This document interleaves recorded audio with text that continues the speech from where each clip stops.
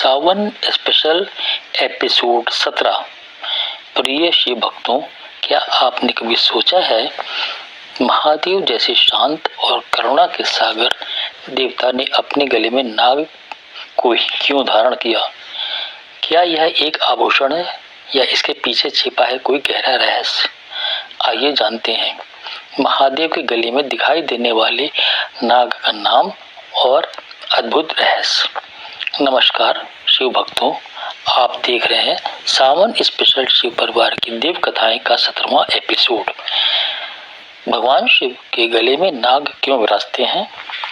भगवान शिव का स्वरूप सभी से अलग है। जटाओं में माँ गंगा, मस्तक पर चंद्रमा, हाथ में त्रिशूल और डमरू है। साथ ही गले में विराजमान है नागराज वासुकी।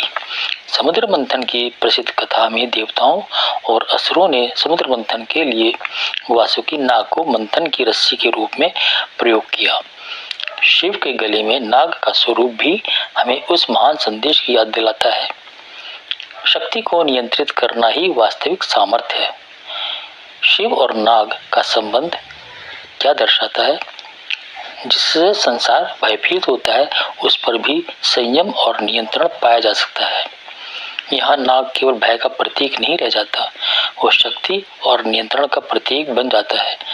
भारतीय प्रतीक परंपराओं में सर्प को समय और उसकी निरंतर गति से भी जोड़ा जाता है। समय किसी के लिए नहीं रुकता, सब कुछ बदलता रहता है।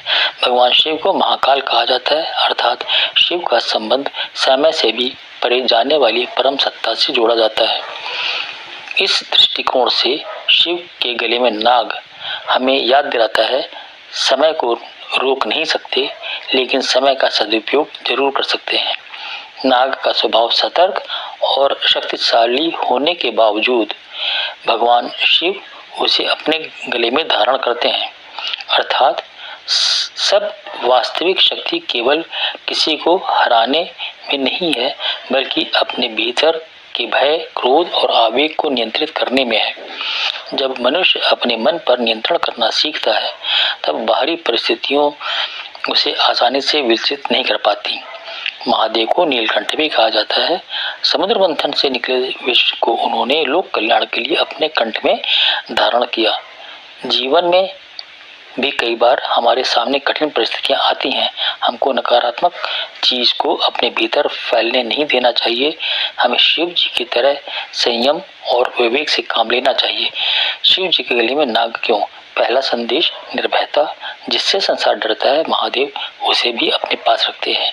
संयम शक्ति तभी उपयोगी है जब उस पर नियंत्रण हो। तीसरा संदेश, समय हर क्षण का सदुपयोग करना चाहिए।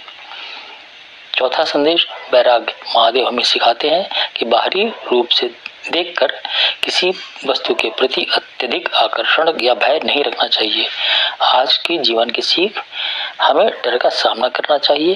क्रोध आने पर तुरंत प्रतिक्रिया न देकर कठिन परिस्थितियों में धैर्य रखना चाहिए और जीवन में शक्ति मिले तो उसका उपयोग दूसरों को दबाने के लिए नहीं, बल्कि कल्याण के लिए करें।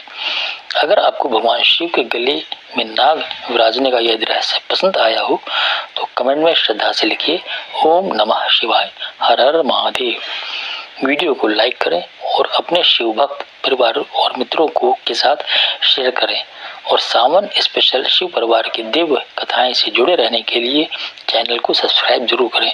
अगले एपिसोड में हम जानेंगे भगवान शिव की सवारी नंदी बैल ही क्यों है, नंदी भगवान शिव के वाहन कैसे बने और नंदी हमें भक्ति, धैर्य और समर्पण की क्या सीख देते हैं।